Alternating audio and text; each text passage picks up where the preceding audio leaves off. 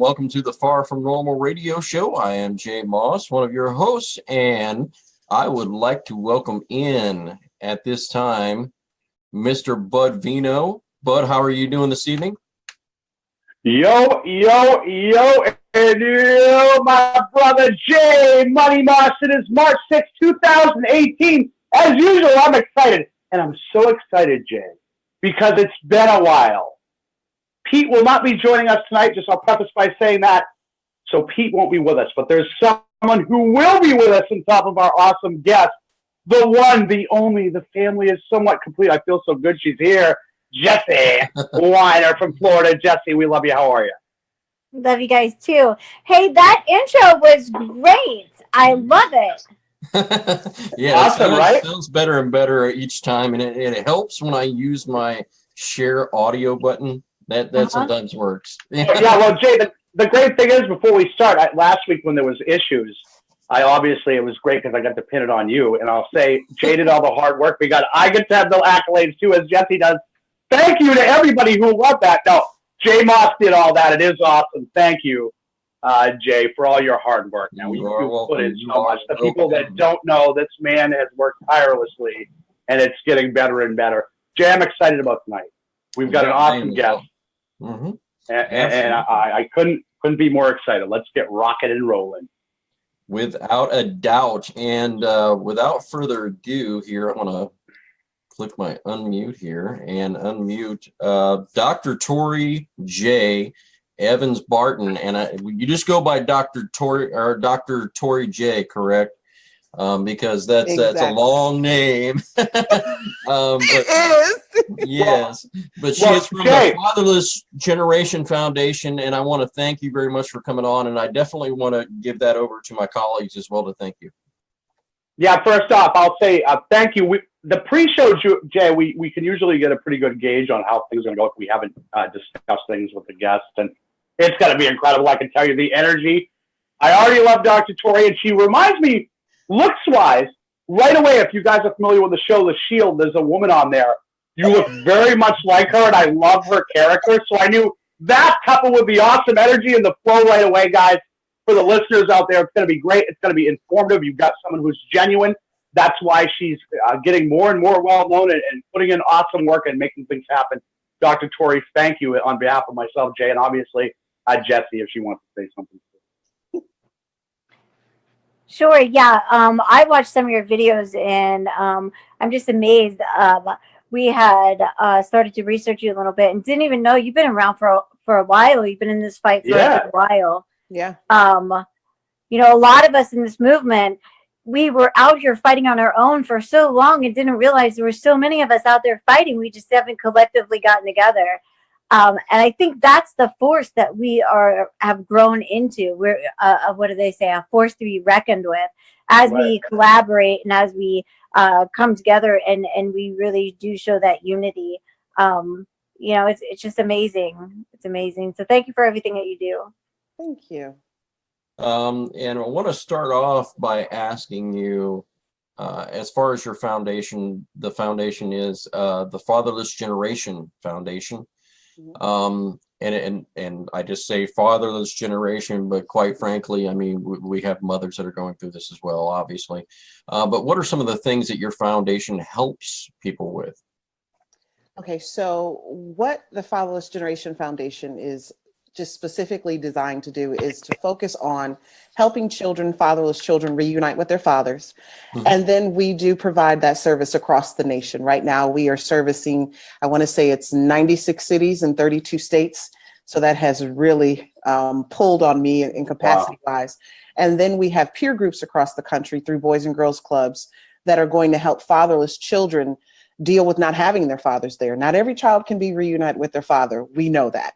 But we still need to give them the tools to overcome those challenges and those odds that they're faced with, all those negative statistics we could all recite, you know, kind of in our sleep. Right. We want to give them the chance to overcome those things. And then we have tutoring and we have husband and wife mentors, because we know, like Bud and I were talking about earlier, if you don't see a two-parent household, how do you know how to replicate that? How do you know how to duplicate that? So we don't just do the male mentor. We do husband and wife mentors so that a child is dropped into a 2-parent home so that they at least know what that looks like.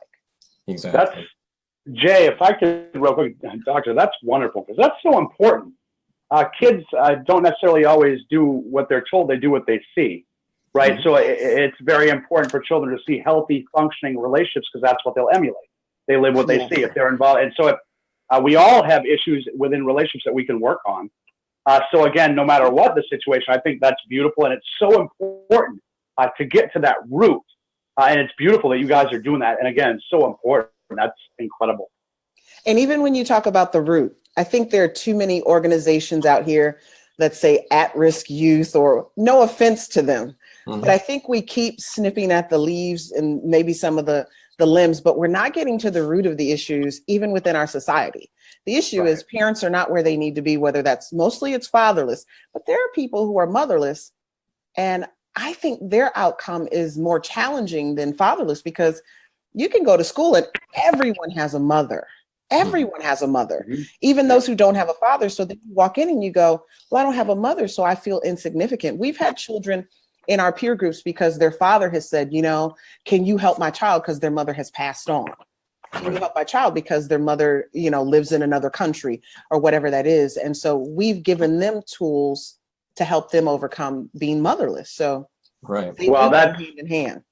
Again, I know I'll let you folks speak on this too, but I say this as some people know, this isn't about me at all. I can speak on both because both my parents left at different points. And this isn't about me at all or woe is me. What my point is, there is a different feeling. Mm-hmm. And there is a different level of embarrassment or what you talk about. And that feeling you discuss, ma'am, right there is absolutely true. Mostly everybody has a mom, and very rarely does someone have a mom who leaves. So, in terms of, as a child reflecting inwardly, the first thing you think of is what is unlovable about me? You do that with a father, but it's different with a mother because you hear so much about maternal love and, mothers will kill for their children. You hear, so nurturing. So when that part of you, that one part of stability, is beyond, your father too, but when that one leaves too, and also when you discuss it and how you discuss it, who you discuss it with is completely different. A lot of people can relate to the father thing. It's kind of as a kid, as much as it hurts as a male too, I can't speak on behalf of females, but your dad leaves, well, screw him. You hear that in a lot of songs too, right? I'm tougher without him. I'm better than. Well, it still hurts when you're by yourself. You still wonder why. You still wish you had that. It's innate. Love is innate. Hate isn't. So I can speak on both those ends. So if you do address that, it hit me hard because I've actually never heard someone say, and that we not only acknowledge it, but how to deal with it. Very important. Yeah, we have to deal with these issues that we have. I think we go in, through childhood and we have all this stuff that happens to us, dysfunctional stuff. And then we spend our adult lives working through it, having to acknowledge it. And when you don't, that's when you watch people in their adult lives go through the turmoil and the challenges. I am a fatherless daughter. I grew up without my dad, met him when I was 31 and really shaped who I am and what I do now through a 2.5-year relationship. Imagine that, 31 years old, you pretty much think you know who you are. And I was always interested, right? So you think you got this thing down. Or you don't, right? Or you don't at all, right? No, because then this man walks into your life and shows you a different side of things. And in 2.5 years, I turned from chemistry into ministry. And then, shortly after he passed, I started the foundation. And it just showed me how important dads are. That short time frame with this man showed me that importance. Exactly. And I think that there are a lot of people that are including in this movement, so to speak, when you're basically taken away from your mom or you're taken away from your dad, how do you deal with those certain particular issues? Because the family court system has done what they've done, or CPS has done what they've done. And taking away a child from a fit and loving parent, how do we ever recover from some of those things as children? Because when we talk about this movement so many times, we tend to forget that this is not a parent issue so much as it is a child issue.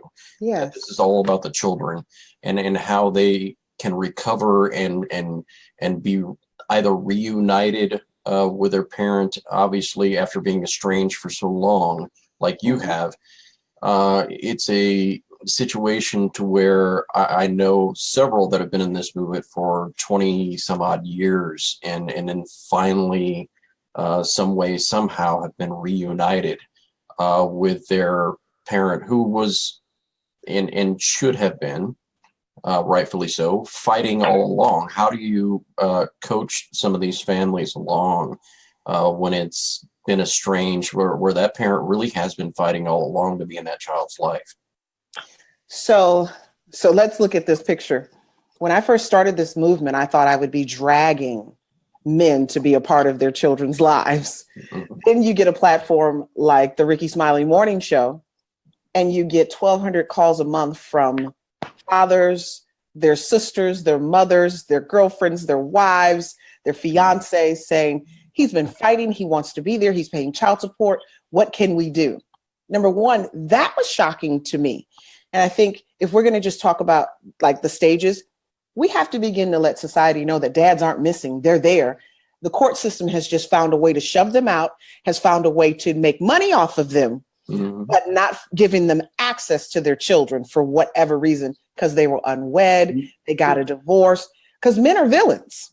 That's the other thing I learned. You guys are, there's a victim and a villain. We're scary, right? Scenario, right? There's a victim and a villain in every movie. And so you guys are the villain. And so when we look at that picture, these men are calling me from a place of desperation. I hear things like, I think you're my last hope. You're a godsend. I was just about to give up. And then I heard you on the radio. You're an angel. All of those things I'm touted about. And I'm just sitting going, I'm just trying to help you get through this process.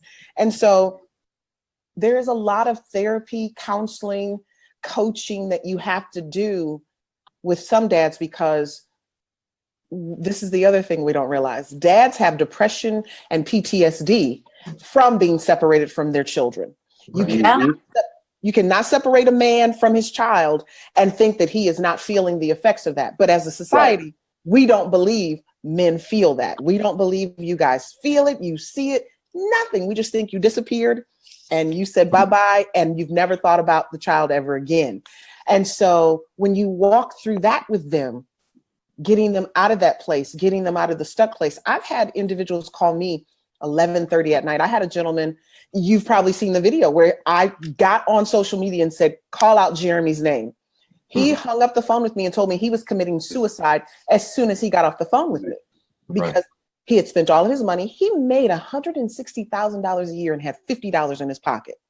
Wow. Because the ex-wife had the biggest, baddest attorney in that area who looked him in his face and said, you'll never see your children again. Oh my. And they wiped him clean. And when I put that on social media, just call out his name. I didn't want to give his full name, but I wanted just people to pray, just something.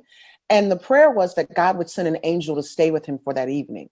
45 minutes later, I get a call from a woman who ends up being his mother, who felt the need to turn around and spend the night with him. Yeah. Wow. Well, Doctor, first of all, and I know Jessie has a ton to say about this too. And I said we were going to love her, Jay, and Jay found you, and I thank the good Lord above for whatever energy you believe in that he did. So many points. This isn't going to be the last show you're on. I can already feel that. Absolutely. But there's so many points you made, and so many great points about acknowledgement. And Jay brought up too the different situations. Also, the different mentalities. As you said, we normalize things in society, and a lot of people believe certain things that aren't true. But also, getting ourselves out of that victimization mentality, being the victims. You know, what we talk about this a lot too, and things happen, sure, but we can't control what other people do. We can go and we can control what we do, how we react to it. So again, you have two choices, really, right? In terms of, okay, either being the victim and not doing anything, or trying to figure it out. There's always a way. And quickly, what you said too about energies, whatever you believe, the good Lord above or whoever, people discount. And the older I get, I learn there's nothing that's a coincidence in terms of people. I kind of randomly was thinking about you today over and over. It's not random. You know what I'm saying. Yes. Nothing's ever random. It's all here. So that sort of energy is a very, very real thing. People that might, whatever. Okay, keep doubting. Whatever you want to call it, karma, God, everything. It's an absolute fact. Thank you for recognizing and doing that. Because Jay and I had calls like that too. And I'm sure Jessie too, where people were absolutely not even kind of close to the break, said, I want to die right now. This is what I'm doing. And it just popped into my head. I don't know why. Well, I know why.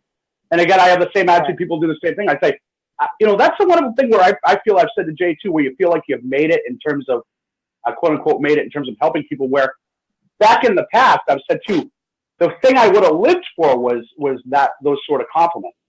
That's what would have driven me. Now it's not at all, in a very loving way. Thank you. As you said, I'm just trying to get you through the process because I've been there. That's how I know I'm on that right path, because I don't crave things out of ego. Whereas in the past, I very much would have. That's what it would have been all about. Oh my God, Bud's the most wonderful thing. Oh my God, am I great? And I would have had that confirmation from other people that I'm great, right? The goal is to get people to where they don't feel the need to do that. People are appreciative, but when they don't feel the need to do that, so that way you'll approve of them. You see? Right. So again, great stuff. Jess, I'm sorry. I wanted to hear. I'm sure Jess has plenty to say on this. Oh no, that's okay. So I want to go back to what the original conversation, or I guess remarks regarding everybody has mothers, and the kids in school and how they feel estranged and things like that. Back in the 80s, 70s, before this women's movement, or whatever you want to call it, took off, it wasn't out of the norm for, dads to have primary. There was a time where that was okay. Our culture has taken a shift where, we've wrongfully embrace the mother is the nurturer. Moms aren't the only nurturer. Our dads sometimes are the better nurturers than the moms. And if we can raise our children to understand the importance of equality and the importance of fathers, and how, absent the other parent, a parent can play a dual role when warranted. Let me make sure I say that correctly. Not alienated. A father can play that role, and I never want to downplay the importance of that, because fathers have been reduced to such insignificance nowadays in life that I try to give them everything that I can, because they are so very important. So that was my first remark on that.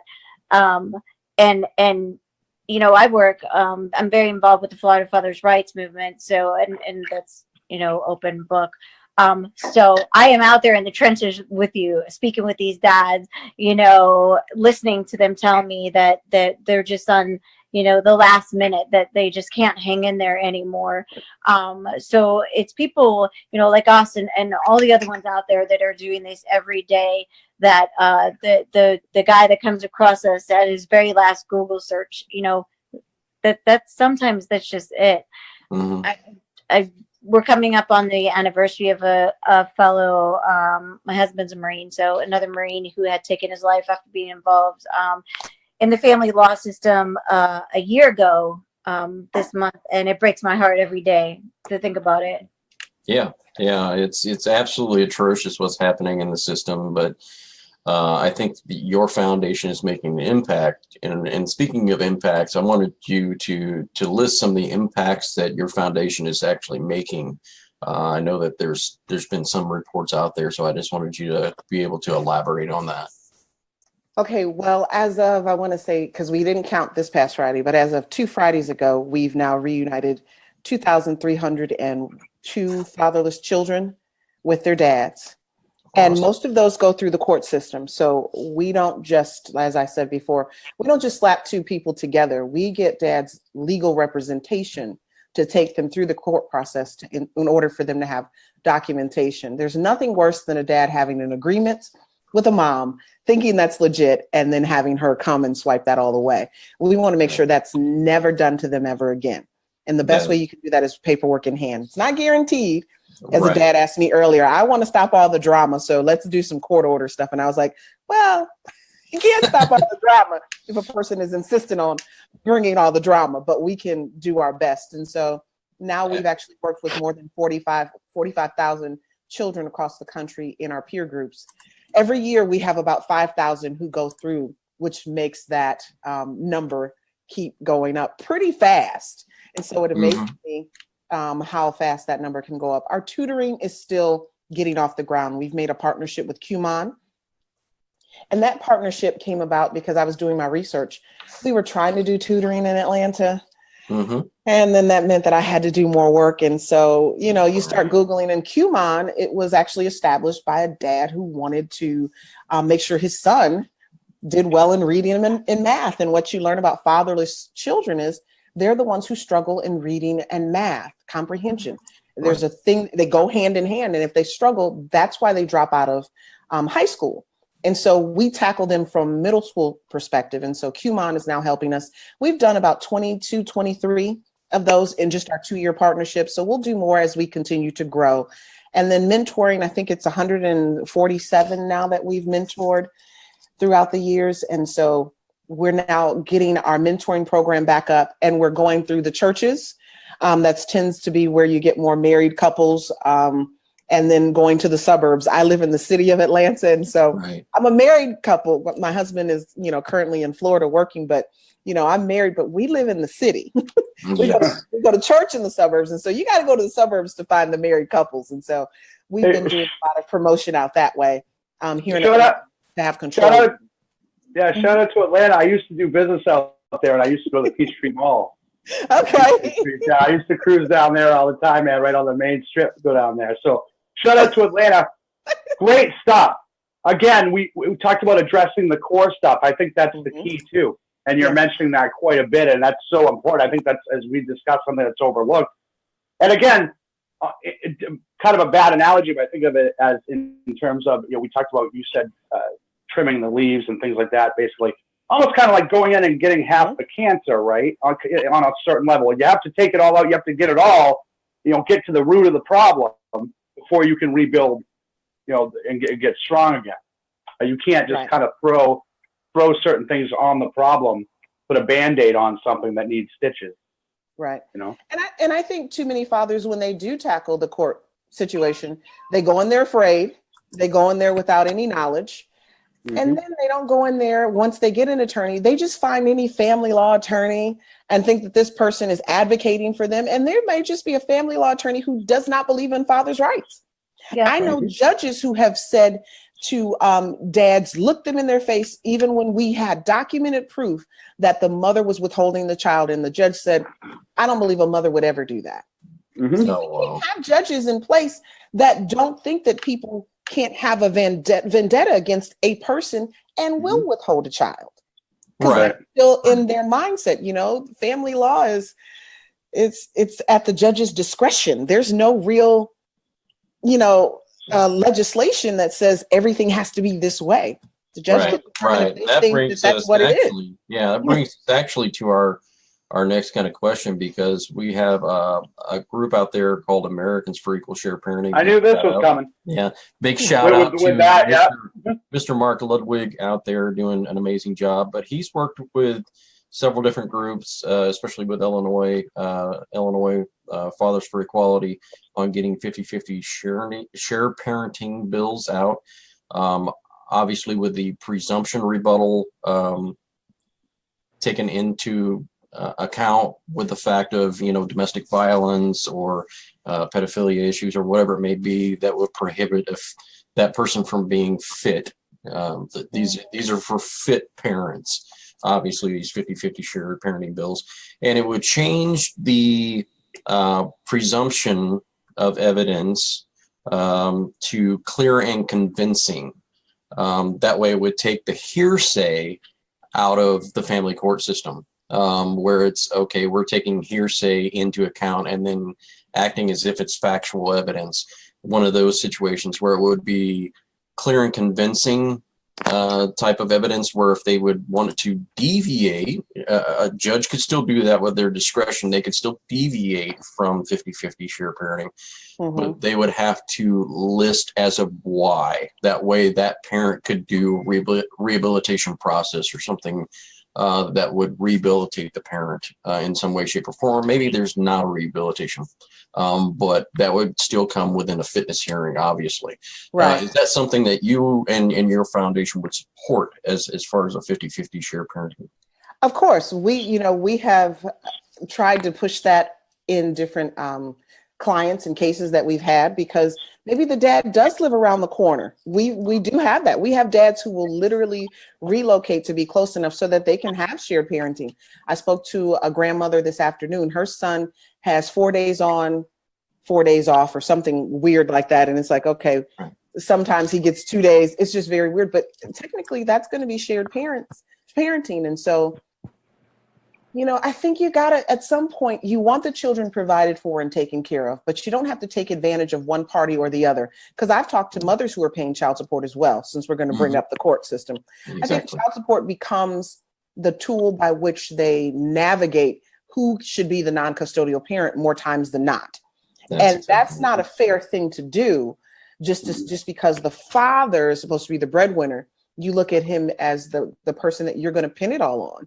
And another thing, I've talked to my husband about, I have a very challenging time with the fact that welfare, whatever you want to call it, mother goes on welfare, she gets Medicaid.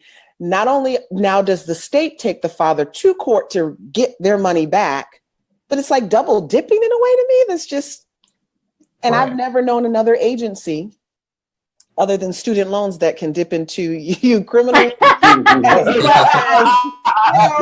mess up your credit. They can call your licenses away. I'm like, how is that a thing?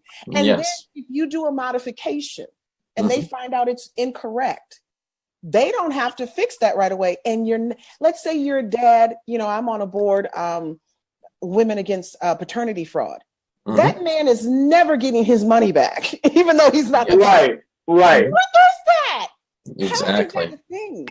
And so those things bother me. 50-50 shared parenting it can be done. Absolutely. And Jay, if I could, I'll give a shout out to Mark Ludwig and a plug to Americans for Equal Shared Parenting. I was honored. Mark asked me earlier in the week if I would help with the New Hampshire chapter. So I'm now doing that. So a big shout out to Mark, everybody involved with Americans for Equal Shared Parenting. Thank you. Also to Ed Brines, who helps. I help out with the New Hampshire page. He has a completely different angle, which is so wonderful. He's much more in terms of the law aspect of it, as you know, Jay, and I bring the positivity and everything else. So it seems to be a very nice blend right now. I don't know if Mark will be on later, Jay, but I want to say he is. If people are wondering and looking, he's looking for chapter editors in every state, all 50 states. Mark Ludwig is. It's a very reputable organization that isn't just blowing wind, is actually making moves. It's actually changing laws, presenting laws, reaching out, networking with people. This is an organization, and Mark said, I know you're really busy. I said, never too busy for this. This is something important. I'm honored, flattered. So thank you, Mark, for that honor. And also to everybody out there, I implore you, if you have the time, motivation, reach out to Mark and go from there. Right? Awesome organization when I'm proud. Exactly. And much like Dr. Tori's here, I would say that your organization as well is one of those organizations that really, doesn't get into a lot of the nonsense that goes on within Facebook. And it's just, you just shut it down and move on, because we got a goal, and that end goal is what we're shooting for. We don't care about the piddly stuff. I mean, that's a pothole in the road. You've seen some of those things that they've tried to challenge me on.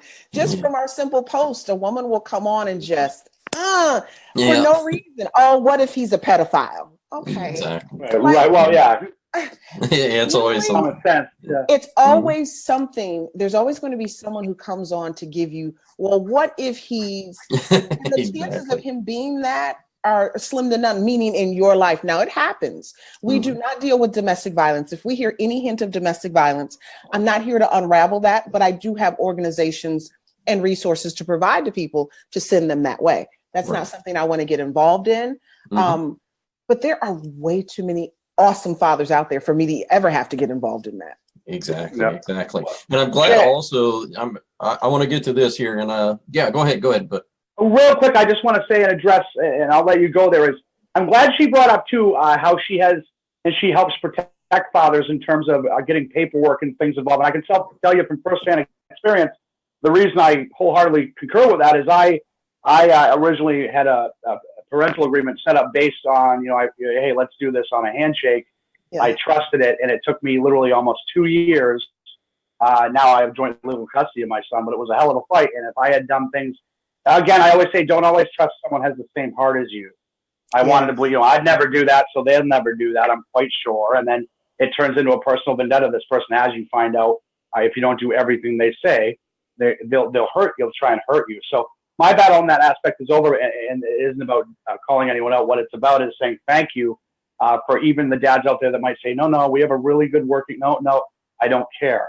It's business about protecting yourself and your children. You can do that. So thanks for addressing that as well. Yeah, absolutely. If it's not in writing, it didn't happen. It didn't happen. Yes. So I would say the biggest question I have for you is because I've heard attorneys talk in the state of Georgia. And in the state of Georgia, if a father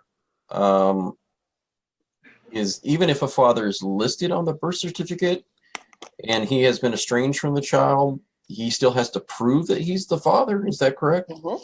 It's called legitimation.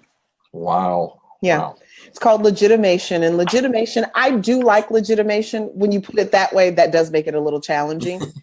However, one of the reasons, and what's funny is one of the people that I look up to, in some ways, he's become a mentor. He was a part of that legislation. Because so often what happens is you put a man's name on the birth certificate, and guess what mom does? She takes it down to child support and has him file child support. So their mission was to keep that from happening. Although it wasn't said and it seemed a little shady, once you talk to the person who helped put the legislation in place, you go, oh, so that was the mission. Too many individuals are, they're in a place where they are, I'm frozen. Okay, they're in a place where they are, walking down to child support and putting men on child support who aren't the fathers. And so legitimation is really allowing dads to say, this is my child. The child has the ability to inherit from me. And then it also covers custody, parenting time, and child support. So it encompasses everything. So once you're in court, it's a one-stop shop. Child support, many states, it's separate. Atlanta, Georgia has figured out how to make it all encompassing.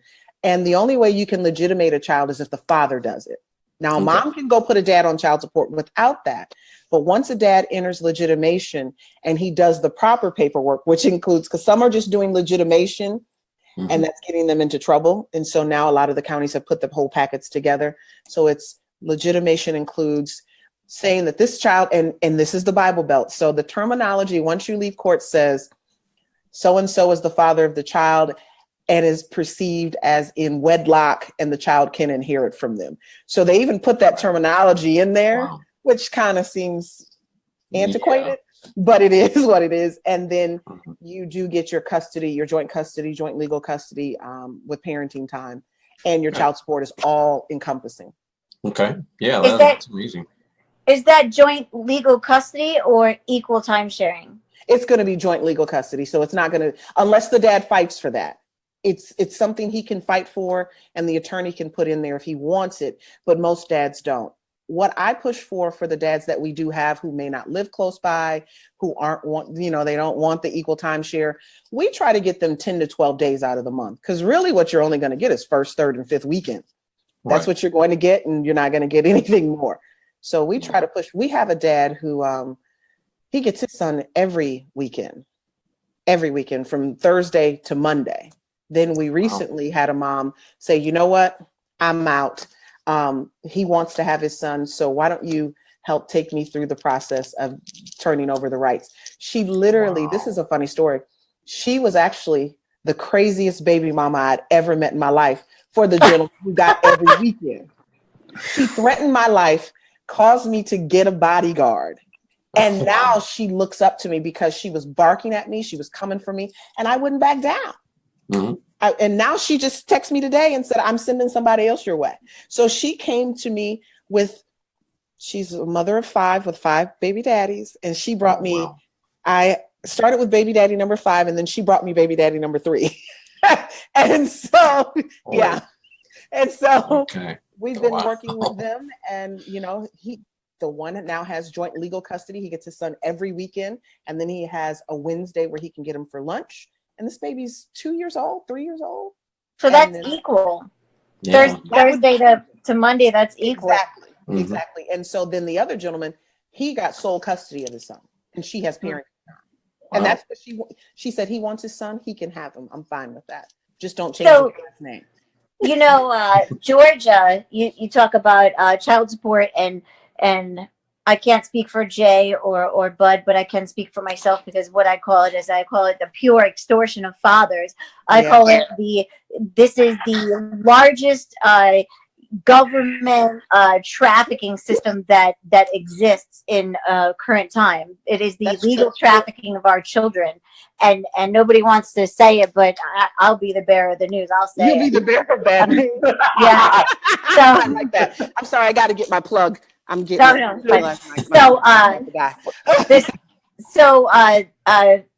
Florida last fiscal year, they made $34,069,012 off of this legal trafficking of our children through the Department of Revenue, Child Support Enforcement, Title 4D program. Georgia, on the other hand, which seems to be a little bit more friendly towards fathers and implementing equal, made about 9 million. So what is that, a quarter of what we're making here? Well, sixth or so, about that, of what, I'm not a math genius, of what we're making here in Florida. So my question to you is, in all your advocacy, you have a great U.S. Senator or Congressman, I forget, his name is Davis, and he's out of Illinois, and he's pushing the Fatherless Initiative. Do you work with him? Are you hooked up with him? Do you know about him? I don't know about him, so tell me who he is. His name is Davis, and he's out of Senator Davis, U.S. Senator Davis. He's out of Illinois. What is it? Davis, Rodney? No. Okay. Oh, goodness. Look, there's a couple of Davises, so. Yeah, I feel like it's a game show. No, it's not Rodney. It's just trying to scurry and find the name. Yeah, because there are a lot of it going around. And he has headed several bills in Congress. His name is Danny K. Davis. Mm-hmm. Yep.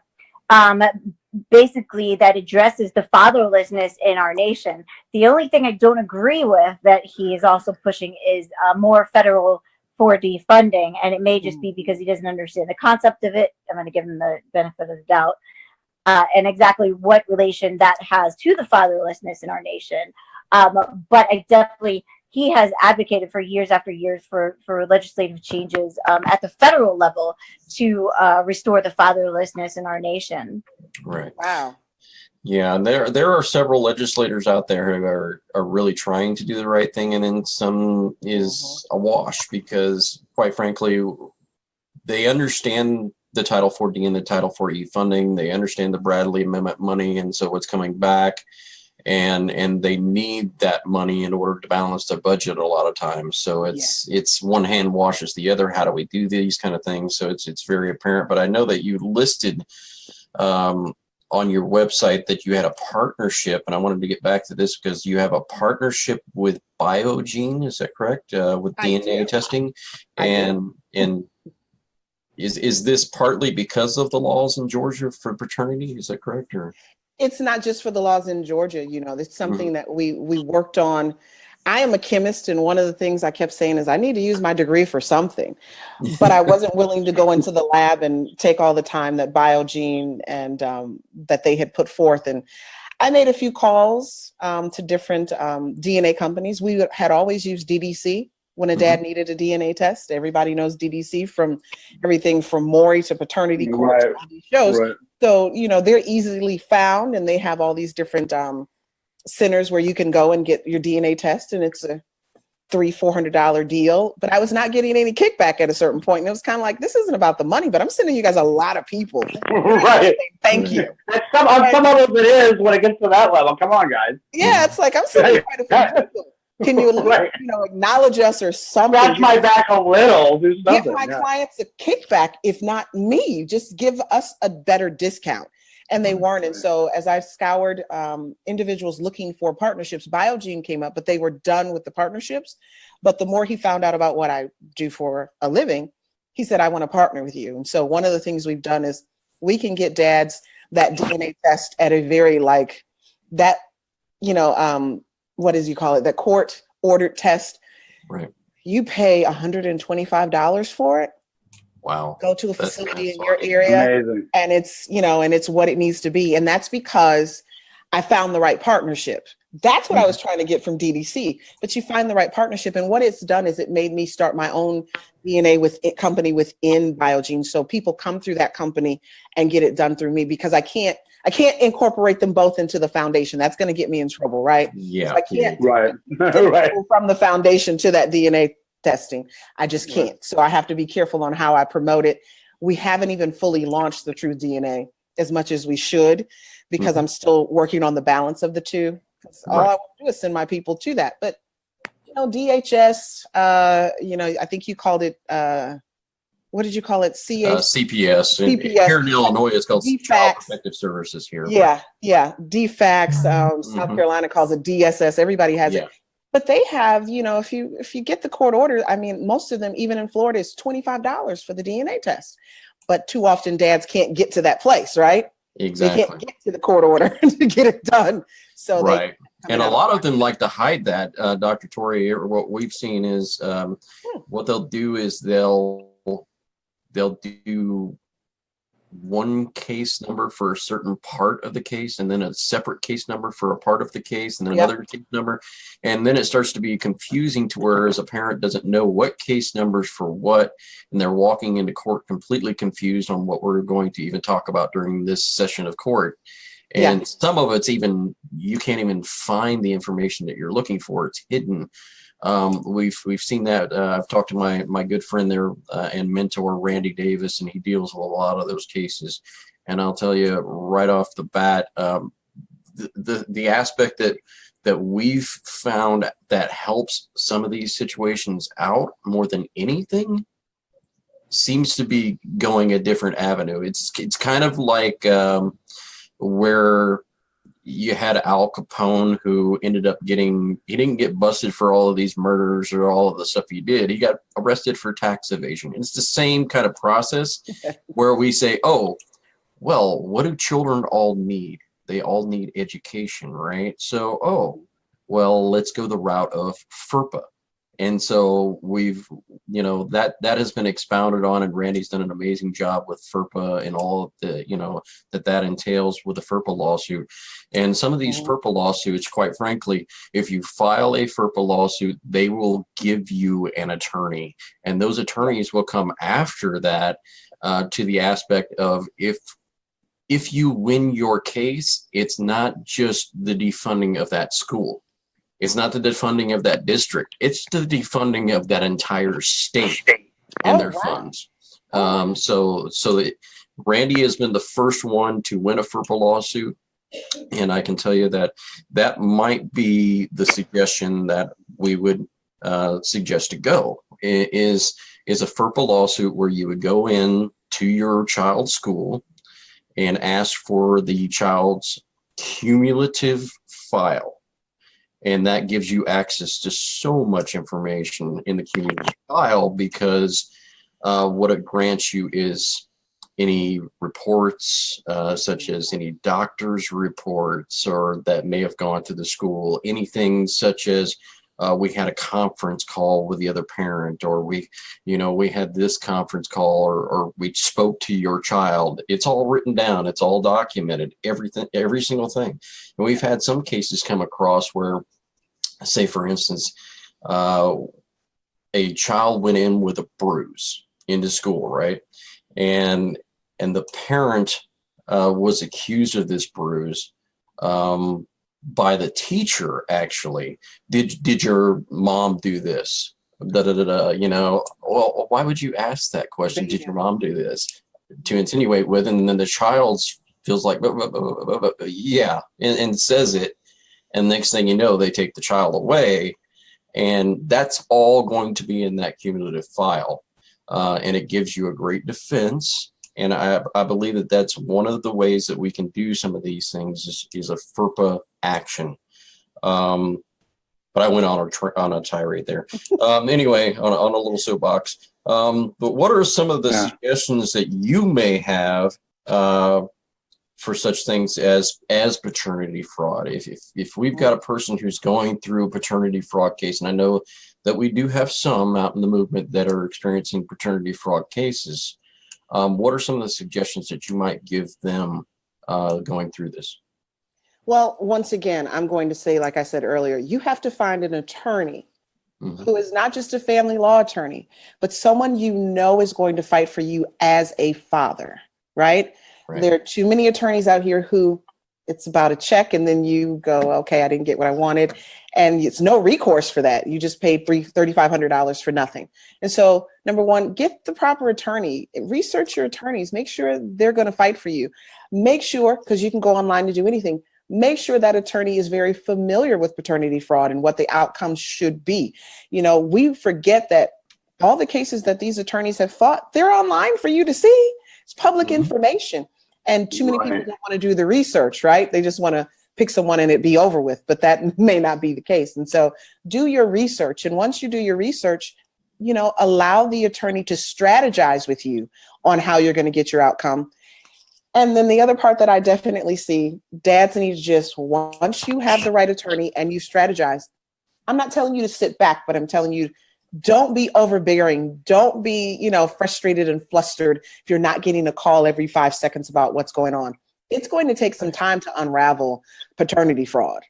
Even one of the board members that is in Women Against Paternity Fraud with me, it's not all women, but the individual who started it are women. And so one of the guys, he went all the way to the Supreme Court, and that's where he ended up winning. And so, you know, you have to be willing to fight, as Bud said, until, you know, he fought for 2 years. It didn't happen in a day, so it's not going to be unraveled in a day, especially paternity fraud. And some states, I'm from Michigan. Once you're attached after 3 years, you're dad by default. So what do you do with that? You can't change that. That's a law that has to be changed, because you can't. Paternity fraud is not a real thing in some of these states, because once you've been acknowledged as the dad for 3 or 4 years, you're stuck with a child that doesn't even belong to you, that maybe you have never even spent any time with.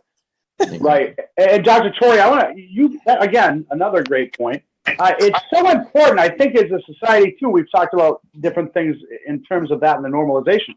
Remember the folks out there too, as you said, doctor, in terms of an attorney, you're interviewing an attorney. It's your decision if you hire them. You know, and also remember too, it's just like I say this too, look at it as like when you go out on a date, right? You're always on your best behavior, just like the attorney is going to be if they want your money and they're just trying to tell you, you know, if you're going on a date, you really like the girl, right? If you're a sly ball, you're going to tell them whatever they want to hear. To, you know, be whatever you got to do, you know, whatever you got to do. Same with attorneys, if they sense that you're vulnerable too. It's so important to interview the attorney and trust your gut like you do anyone else. If you feel like it's a slimy situation and they're not, then don't go with it. It's not the only person in the world, even though they might convince you that they are. And again, ask the questions. Be careful of people that say, I can do whatever. I can get you whatever. I can do whatever. Go with honest people that aren't arrogant, that aren't in it. Again, I couldn't agree more on getting people that are, you know, if you're a dad, go with someone who can feel you as, you know, a father. Someone as my attorney, and become someone I love and respect very much. My attorney, who still is with me with for a lot of other things in terms of business things and everything. He's a great man, and I was lucky.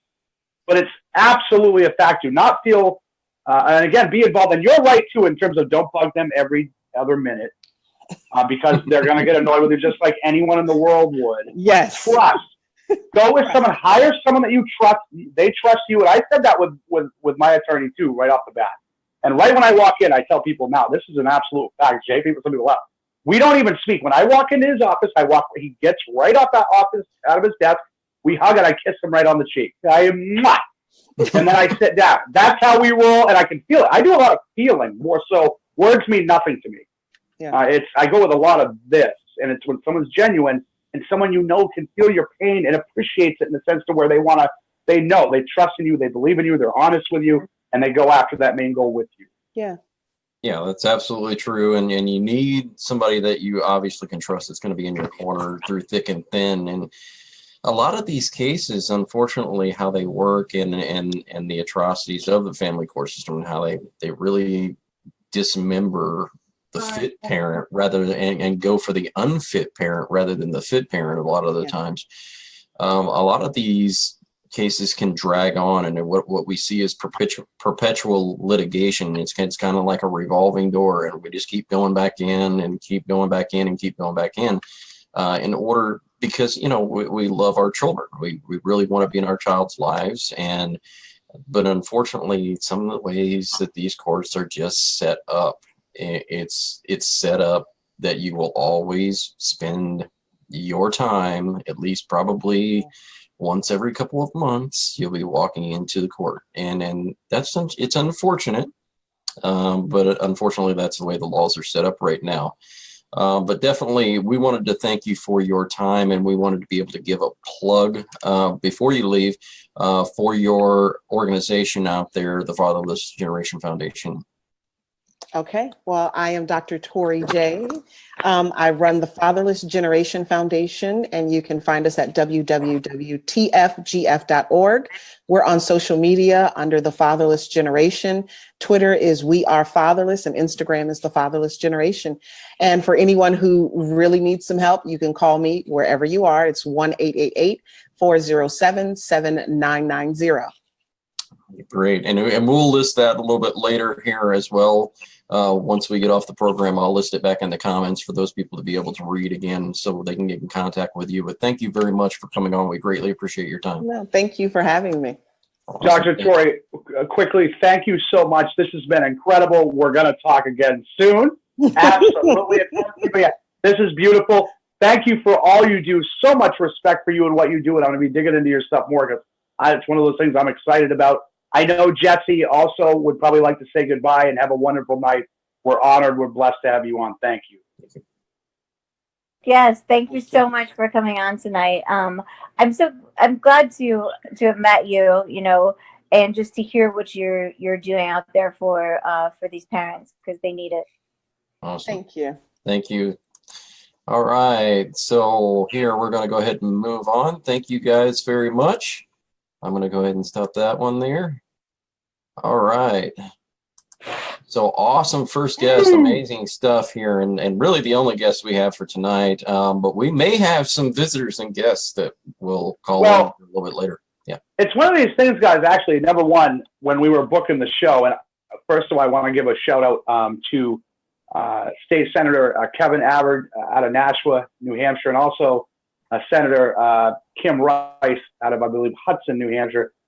Two future guests I know we're going to have on, been trying to get them on. They're very busy, very, very busy. Want to give them a shout out because they're two people that are pushing for a lot of different things in terms of equal shared parenting, and also recognizing parental alienation as child abuse here in the state of New Hampshire. Obviously, and they're working on the state level. A lot of respect for them and people like them. My point to that is, as we booked this guest, Jay and I, and the way the show's morphing, Jessie was back. It's actually kind of evolving quite organically and naturally, where it almost works out better that way, where we don't overbook, and we allow the second half for people like Mark Ludwig, if you want to call, I know, and give updates, or people on the board, or for any topic that comes up. And we knew Jessie was going to be back, and I could feel her energy. So I knew it would probably be pretty great this way, without forcing too much. Absolutely, and it has been definitely so far an amazing show, the first half. And I'm going to do this. I'm going to give you guys here just a little break because we're going to hit here pretty quickly. I'm going to hit a calendar of events and the birthdays for this evening. And oh, he went away there for a second here, but all right. So I'll give you guys just a little bit of break here, and we're going to roll right into this as soon as I can get this up here and ready to roll for the second half. All right. Well, Jay, while you're getting that warmed up. Yep. Again, I know you've got that going on. We'll let you do that and concentrate on that for a minute. Again, give a quick shout out to our boy, Pete McNeil out there in Jersey. Pete, we love you. Pete will be back for his fans out there and the people that listen to him.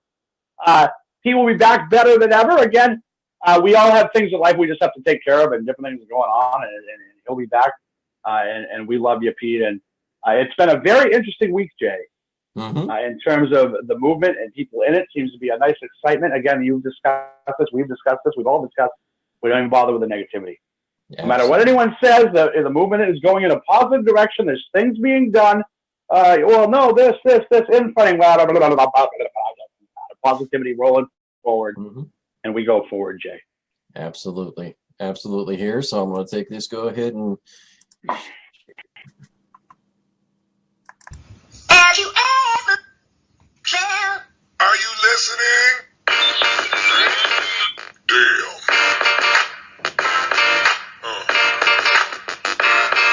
Yeah. Yeah.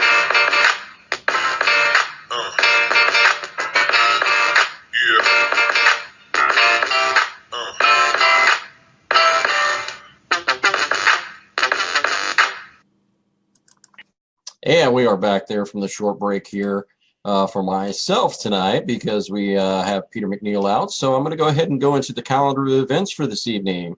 March 20th, Tuesday, it will be Bring Our Children Home Family Court Protest, 7:30 a.m. at the Manatee Courthouse. See Pat Griffith for more details. March the 22nd, which is a Thursday, Operation Bring Our Children Home. I believe that one is 7 p.m. And that one is Michelle, Charmaine, and Dansby for more details. March the 25th, first annual Remembrance of Nancy Schaefer rally that is in Clarksville, Georgia. That will be 8 a.m. at Pitts Park in Clarksville, Georgia. See Ted Fogg for more details. March the 26th, which is a Monday, that will be the third annual Remembrance of Nancy Schaefer rally at Washington, D.C. So that's 8 a.m. See Brian Lee for more details. April the 2nd, which is a Monday, Fools No More rally, which will be held in Kansas City State Capitol from 1 p.m. to 3 p.m. Please see Jennifer Wynn for more details. April the 27th will be a Friday, which will be Parental Alienation Awareness Conference, 7 a.m. at the Zim Zim Shrine Club. Please see Rita Marie Daly for more details. July the 4th will actually be the Million Parent March in Washington, D.C. See Eric Sinderman for more details. Right now, currently, there's a call to action for Illinois Fathers for Equality.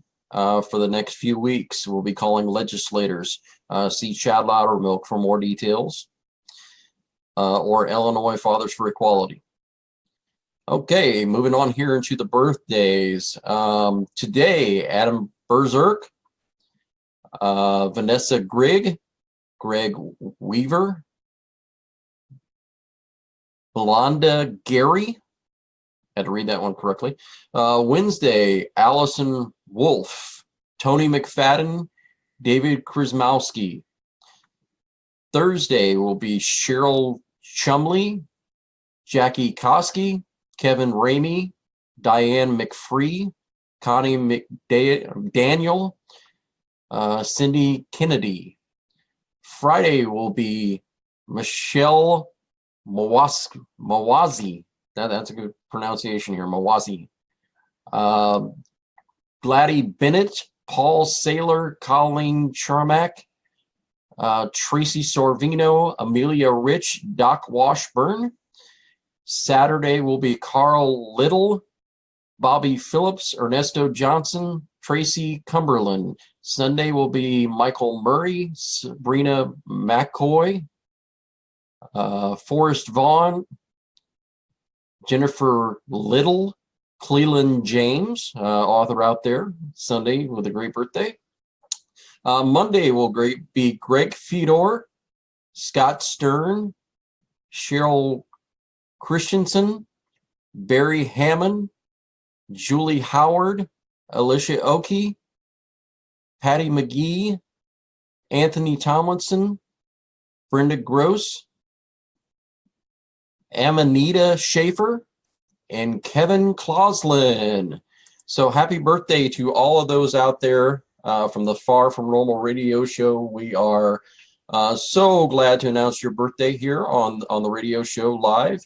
And if you have other events that are upcoming, or you have a birthday that you would like for us to announce on the air, please send us a line at the Far From Normal radio show at gmail.com, and we would be happy to read those.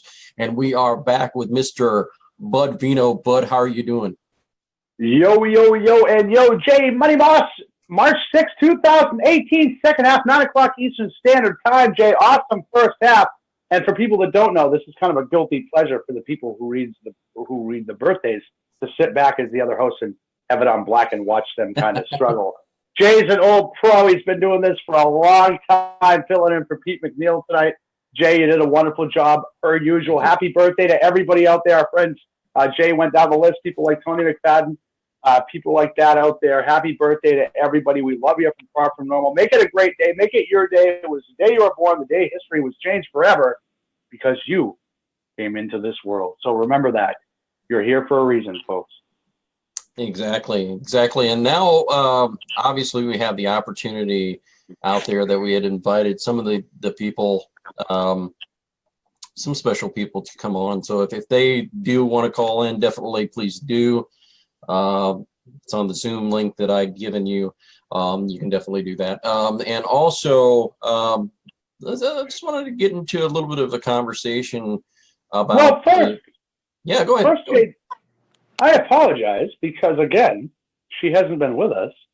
Mm-hmm. I think Jessie Weiner's here with us, too. Yeah, Jessie. Jeez, that wasn't so rude. Yes, we are rude. Jessie, how are you doing?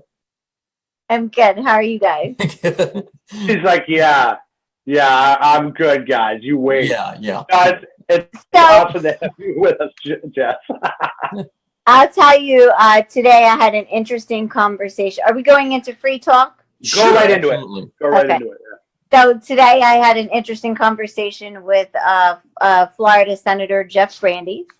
I had, so let me backtrack. So Senator Jeff Brandes had last session developed Senate Bill 590, which gave fathers the status quo every other weekend when they established child support. I was not in favor of this bill. I actually lobbied against this bill tremendously. I thought it was great, that when they established paternity, that fathers also got time sharing too, but I would have been more happy with equal time sharing because that's what's best for our children. But anyway, so I had an interesting conversation with him today about veterans' disability compensation and the states unlawfully and indirectly applying a third-party apportionment to this compensation benefits by implementing purges and or driver's license suspensions or contempt of courts. So I do give a big shout out to him, and I hope he follows up with this and makes the legislative changes that are necessary to protect veterans and their compensation that they are rightfully entitled to for their sacrifice to our country. Yes, absolutely. Nobody else is. Yeah. That's a great plug for our guest next week, because obviously we're going to have, when we advertised before to have Liz Pike on, but Liz was feeling ill that evening, and so she will be on next week during the first hour. She's the Washington legislator that has proposed bills for not only the driver's license plates, but also to protect veterans' disability compensation against levy for child support orders. So great person that we should have on next week, and it should be rather interesting what she has to say coming back out of the that'll be right 1 week after this right here. Today, I think, is one of their last meetings of the Washington session, from my understanding. So she'll be a week out from that. And it's really a shame, because when you read her bill, it's very plain language. There's nothing difficult to understand about it. It's straightforward. It's to the point. She's definitely my kind of chick. Okay, I can see definitely. why that is. Yeah. You know, straight shooter. She doesn't want to pussyfoot it. She's not fluffing it up with a bunch of crap. You know, and it's lawful. Mm-hmm. It's what's lawful, and she's got some big cojones to be the first representative, to be the first House of Representative to introduce such legislation. To me, she's got me. Yep. There's nothing better, Jay and Jess, than a woman with a nice, perfect, big set of cojones. We know that. There's nothing more empowering. I wasn't going to get into the cojones. Sure. Okay. You know, Jay, if you guys want to get into the cojones. Far from normal, right? We're going far away from that. Yeah, you're right, Jess. It's encouraging to see. And Jessie, this is why obviously she's here. This is such a straight shooter, and Jessie's pretty good. Her BS meter is pretty good. She can usually tell if someone's trying to snow her. So when she digs through that and she actually believes in someone and in something, it's a pretty good bet that you're safe in believing in it too. If you believe in the same thing as Jessie believes in. Exactly. Well, and the thing is, I think that you know, as we move through this cultural change, you know, we really have come to a point where you know, men are inferior. They're inferior across the board. I don't care what women sit back and say. I really don't care. It's going to take a female to, you know, pioneer and to allow this bill to soar, because it's going to be the female who puts forth like, hey, you know, this is wrong. And they are going to be the ones, and I'm sorry I excluded myself from that, but I'm not like, you know, whatever, but you know, you know, they're going to be the ones that rally the support, to push this through. Right, right. And Jessie's saying that she's going to run for governor of Florida, I think there. Right, she's just kind of putting it out there to see how people react. She's not stupid. Well, Jess and I have talked about this too, the three of us. I think we even might have mentioned something even last night about, you know, you can't emasculate men in society basically and expect them to act like men. You know, as Jessie said too, you know, men, you know, alpha males, you know, actually manly men are kind of now looked down on. That's almost, you see someone like that who says it like it is, or again, we've confused someone who's assertive with abusive, because it's not what someone wants to hear. There's a big difference between standing around saying, no, that's unacceptable behavior. You can call it, again, people throw out the buzzwords because we allow it to say, well, I don't agree with you and you're pretty passionate. That seems abusive. You can call it whatever you want. I don't think it's confused. I think it's right. I think it's distorted. Yeah, I guess I really believe a lot of it, people know it's BS. It's to back certain people down to try and control them through fear. Right? Usually, you know, in terms of that aspect of it, as men in society, what are a lot of men afraid of, right? Being called abusive, being called this. I'm not saying abuse is right or wrong. What I'm saying is we sometimes kind of mix being an assertive man with someone who just is off the wall and abusive, because we emasculate men. We a lot of times we don't want men to act like men, but yet we want them to be men on a different level. Well, you got to teach a man to be a man, and what men need is fathers on that level. Just like girls need fathers, and girls need mothers, and boys need fathers and mothers. Same. Right. And I think that's true. I think on a lot of it, like you said, it's a little bit of emasculation, especially with the family court system, especially with DCF. You tend to go out there and you emasculate the male a lot on this, and even in some respects they downgrade the female. I mean, like what we're talking about. If a woman loses custody, somehow they must be either a complete slut, or they have a drug issue or a drug problem, or they're a fruitcake. Also, Jay, and it's not true. It's just and also, Jay and Jessie, let's not forget too in terms of emasculating someone. A lot of times people, emasculation, they don't look at, how what you can do also to emasculate a man. People don't think, let's take their children away. Mm-hmm. That's being a parent. That is an emasculating thing. I mean, people obviously associate it with kind of tough sort of. No, it's innate. Your love for your child. That when you take that away and you strip someone of their soul, you can't expect them to function when you've taken away and you've belittled them, you've emasculated. As you said, I'm speaking from this perspective, but yes, we hear so often about mothers that suffer these same horrible alienations and pain that people suffer. This is asexual in that sense. But I'm speaking in terms of fathers because I am one of two beautiful boys. Right. Absolutely, this is again. Let's not discount that. It's emasculating to not have your child. It's a manly thing to take care of your child. Exactly, it is, and I think that a lot of these young ladies who are out here in this fight, and I think a lot of it is really misconception. Let's just talk about general public. I don't want to go into that fact, but let's go into the general public aspect. The general public sees a man who doesn't have custody of his child for whatever reason, and they think that man has just walked away or run away or flown away or whatever it is from their duties and responsibilities as a father, and that really couldn't be further from the truth. And then we have people like President Obama jumping up, former President Obama jumping up, talking about a fatherhood initiative. Okay, well, give us the tools to be good fathers, which means the tool for us to be good fathers is to be in a child's life more than a Disney dad, more than one night a week and every other weekend at the very best. Give us the tools to be able to do those things and function. Give women the same tools and the same functions to be productive parents. And that kind of leads me into a little bit of an ad here. We'll take that as an ad.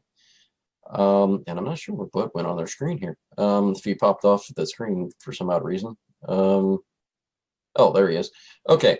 I'm here, brother. Never fear. You went away. Okay. I just want to make you nervous, Red, Bud. Yeah. Yeah, I'm here.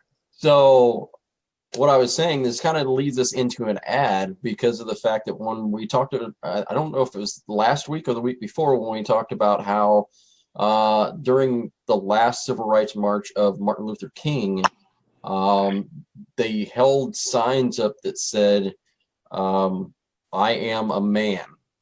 Well, the Far From Normal radio show is going to be putting out t-shirts that will say on them in bright red writing, I am a parent.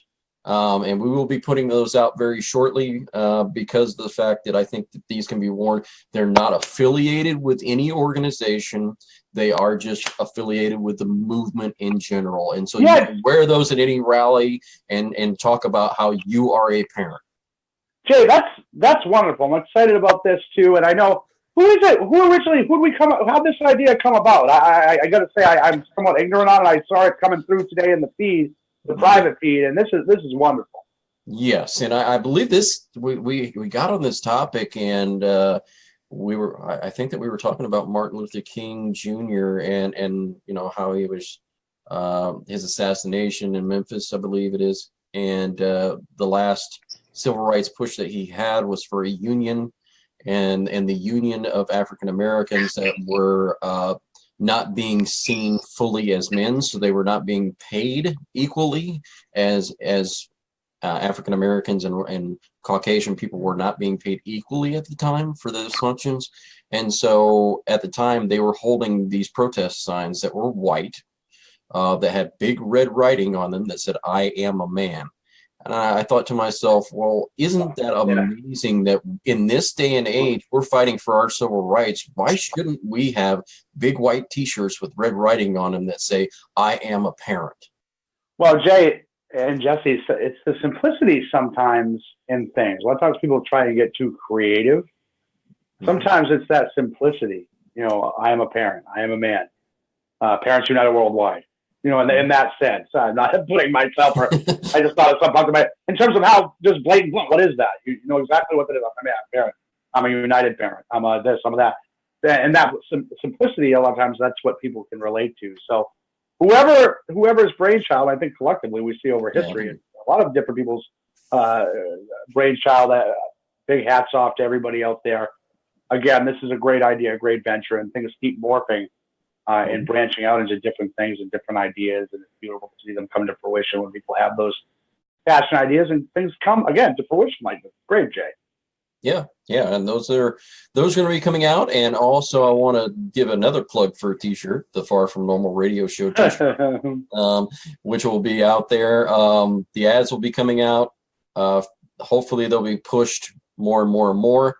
Now, all of the funds. This is a fundraiser, definitely for the Far From Normal Radio Show. And what we're going to do with that is be completely transparent in those funds. All of those funds will go to defray the cost of the Zoom broadcast, which not many know, but it is an expensive venture for us to put this on each and every week. And so we're just going to use it for that directly. Yeah, and all the funds also will go to an end of summer Far From Normal bash. No, I'm just kidding. No, we haven't really pushed them yet. There's a few different reasons. It's all good.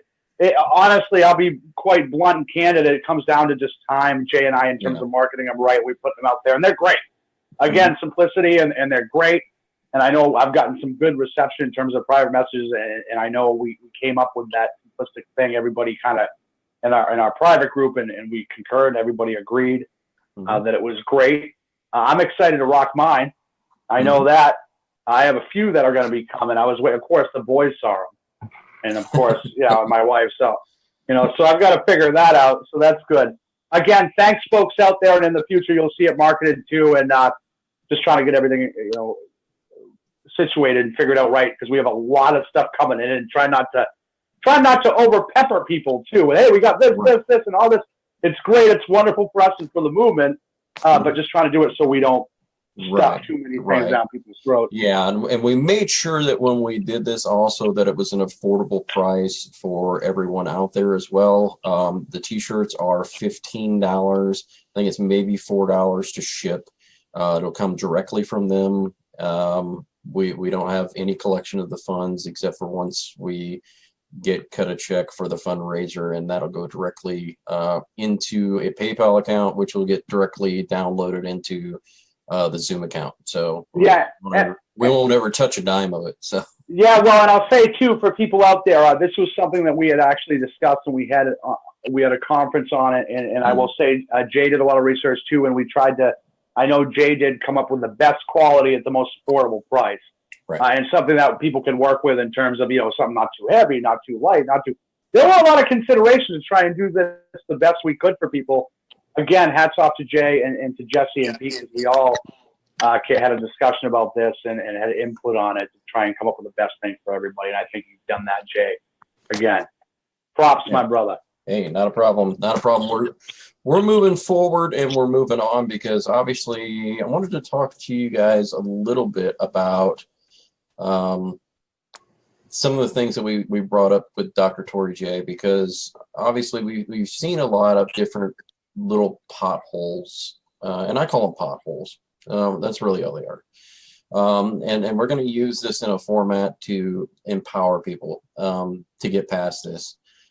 Because quite frankly, we see these happen on almost a weekly occurrence. And I'll be honest with you, I haven't really been on Facebook very much this week. But when I did tune into Facebook, let me tell you something, I saw the same exact things happening. They're happening fewer. I will say that there are people that are doing some amazing things together, finally. And some people that had some real beefs with each other behind the scenes that are actually coming together and working together for finally. I believe that Ted Fogg and Brian Lee had a beef for a while, and that's been resolved because they're working together, and maybe they're not doing the same event, but they're in correlation with each other. They're not, in competition with each other at all. And I think that that's where we come together with a lot of our different broadcasts. I know that everybody wants to get together on the same page and not disturb. Okay, we know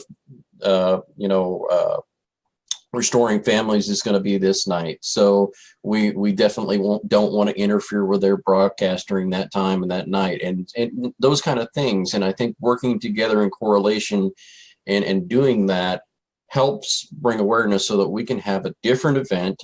And as Chris Hallett said in our private discussion today, Chris Hallett had mentioned there's different aspects on different shows, amazing stuff. So we can have every single night covered, or at least almost every single night covered with different material, different information that's coming to you, different guests, different co-hosts, different everything.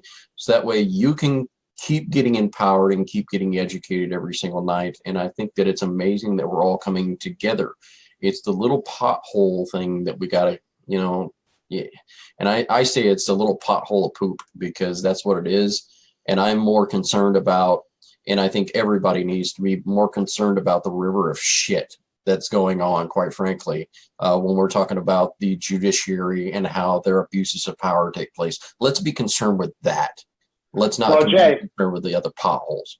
Yeah, and I thought I heard Jessie chime in earlier too, but I'll say this quickly. I can't tell you how little energy I put into those potholes. I'm too busy too, and again, focusing on those potholes didn't get me my son. Mm-hmm. Again, I pay so little attention to that, and I didn't generally before, but now that I don't even look at, even when people, hey, there's this, I don't care. It mm-hmm. I am so untouchable in that sense. And also with these shows, as you mentioned, Jay, it's all about empowerment. I always say to everybody, man, a lot of people probably must say, hey, do you think I should start a show? Go ahead, if it's in your heart. Mm-hmm. Again, when it comes to a show, there is no competition. No. In terms of Far From Normal. Number one, I think we're that great. But what my point to that is I focus on the show. I don't care if there's 8. I know what I bring to the table, and I am absolutely 1,000,000% untouchable. I don't look at anyone else as even competition. I say start 6 million shows if it helps. I know who I am. I know what I do. I know what I bring to the table, and I'm not afraid to eat alone in the sense of I don't compete with anybody. There is none on any level. It's about forward progress. Again, if in other shows that are come up or have been before us or after us, more power to them. If you're empowering, it helps you, and you feel empowered, it's helping anybody, even one person, do it up. The second someone goes, oh, there's a new show, or this person that you want, what are you worried about? You're insecure. You feel threatened. For me, there's no threat to me. There's not a threat to me on the face of this earth, believe me. No. And the second other people get on that level too, you don't care enough. Again, I don't care enough in the sense of, hey, blah, blah, or this happened. Or, okay, great. Focus. Again, tunnel vision. Jackson Robinson, tunnel vision. That's it. Yeah. And I'm interested on Jessie's take on this, because I say, and give a big shout out there for Kirk Bendergrass and Kirk's Law Corner and all of that. Their show is amazing with Hallett on there. There are so many great shows. Great shows. Absolutely. But I'm interested on your take on this, because honestly, bringing you in, you're not the newbie as Pete is. We get to do that, yeah. Pete's I'm going to step away and let you and Jessie roll for 2 seconds. Yeah, absolutely. And I'm interested on your take on this, what we can do in harmony and in bringing things together conjunctively. I don't know. I'd love to do different aspects of work, all working together. You do this night, and we got a program here. Let's put a program guide together that says, Kirk's Law Corner is this night, Far From Normal is this night, RFIR is this night. I don't know. What's your thoughts? So I'll first say that if someone told me a year ago that I'd be sitting in my bedroom doing a radio show every Tuesday night, I'd probably I love you. I'd probably ask them if they were crazy, right? And then I would say, where the heck would I find the time for that? Mm-hmm. And then I would say, well, do we need another one of those? Mm-hmm. Because there are a lot of, different broadcast blog.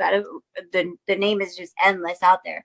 And I think other than us, the only other one I watch is Kirk's Law with Chris Hallett, because I can trust and believe in what they're giving us. I think so in the field of psychology, there's this thing called triangulation, and generally you'll find it among females, but there are times where it will transpire among groups or causes or things of that nature. And what it is it's where two entities form a bond against another. It's three entities as a whole, and two entities form a bond and retaliate against the other third party in the group, and then so on and so forth, where there's each a dual partnership against the third party. And as an outsider perspective, what I see occurring a lot of the times is that triangulation in this movement. So as a social worker, as a therapist, as a whatever you want to call me, one of the things I focus on is taking the I out of everything. So this is never about this can never be a personal movement. It could be a personal cause, but it cannot be a personal movement. This has to be a completely selfless movement. That's it. You have to be able to lay yourself aside. You have to be able to put everything down for the movement, and seeing the end goal and forming if you can't collaborate, at least correlate. You have to do away with the triangulation, and you have to correlate. You have to, what is the end goal and how do we get there? Change this into a race, or for some, maybe a war, the art of war, and really lay out how to get to, the goal. Yeah. Jessie, Jay, I'm sorry, I'm back. Jessie, this is why we love Jessie too. This is, again, when I discuss, and we discuss, we have a lot. Again, I said I have people too. Should I start a show? There's a million shows that pop up. Nowadays, it's longevity too. Again, and Jessie brought up a great point. I had a discussion with a friend of mine. I'll give a shout out, Brian Peasley out there in Maine. I went to high school with. I was having a long discussion with him this morning, and this came up. In terms of just radio and doing this. Anyone that comes on here, if I come on, this says I don't even care about any of the attention. Of course we do. One of the reasons we do this, obviously, in terms of entertaining, we enjoy what we do, like anyone. So when anyone says, I don't, of course. But what you have to do is go, okay, as Jessie mentioned too, when I do something or I react, I say, is this because I'm personally affected? Or am I doing this so I look good, so people will respect me? Am I doing this to try and get respect? You'll never get respect that way. You don't get respect with words. You don't get respect trying to convince people. Again, we talk about all the time you convey. It's action. It doesn't matter to me. Again, in terms of people, a lot of times the way people react is because they don't like people not liking them, right? Oh my God, people think this, and I have people come to me. Well, people think this, and it's a lie, and then they'll say, well, who cares? Again, if someone comes to me and says, I know Jessie Weiner, I know Jay Moss, I know Pete, right? And they say, hey, Jay did this. First thing I'm going to do is I'm going to know Jay's heart. I'll know pretty quickly if it's a possibility. Again, I never count anything out as Jay doesn't either. I mean, hey, we've seen worse from a lot things in this life. But my point is, I go with some. Okay, well, whether or not I don't automatically, but I never ever. I take sides, and you know what I do too? I go to the person. I go to, hey, Jay, it's not even to start anything. It's, hey, this is what I heard. Is this true? Oh, it's laughable, whatever. And then you know what happens after that? Absolutely nothing. Absolutely nothing. Okay, cool. Let's move on. Let's do it. I got people. Well, I have to prove myself. To who? To who? You know how you prove it? You live it. You live it. Again, Diane Lyons love it. I've heard it a long time ago. She loves. I say, I live it like I spit it. Again, when I say I'm going to do something, you're damn sure you better bet it's going to happen. And that's what it is too. Again, my friend Brian, I was discussing with today. It's how do you get that respect? People say, well, if you don't prove it, right? Number one is following through on your word. And again, if you can't, acknowledging that, hey, this is what I had planned. It didn't work out this way. Here's my next step. It's not avoiding because you're worried. It's not telling people what they want to hear to shut them up. It's not telling people what they want to hear so they'll respect you. It's being honest, saying, hey, even if you can't follow through with something, here's the deal. I'm not going to be able to do it. Or do you agree with this? No, I don't. It doesn't matter if, again, people might not like you, but they damn sure will respect you. Yep. If your word means something. Jess? Those are all skills that are known as healthy confrontational skills. You know, you have to be able to confront confrontation in a healthy, non-defensive Right. manner. So one of my weaknesses yet strengths, is, if that sounds like an oxymoron, is I have an ability to emotionally disconnect from a lot. So I don't know how much I've disclosed, but I am I'm a supervisor at a methadone clinic. Okay. We treat opiate dependence with medication assisted therapy. I had a 20-year-old girl come in Friday. She was completely impaired. She had been speedballing in our bathroom. It was just, it was awful. It was terrible. And I assimilated this girl with my daughter, who's 21. Okay. The reason I'm sharing this is I became emotionally invested in not the girl, but what she reminded me of. You know, she reminded me of my daughter and what my daughter possibly could have been. And I became emotionally invested in her. And not only was it wrong, but it really awakened me to a lot of things in this movement. When we blur that emotional integrity and that emotional relationship, we blur the line of our cause. Does that make sense? Jessie, you're incredible. Go ahead. And I think in that, we not only lose ourselves, but we lose what our mission is. That's exactly right. Jessie. Couldn't have said it better. Yeah. Mic drop.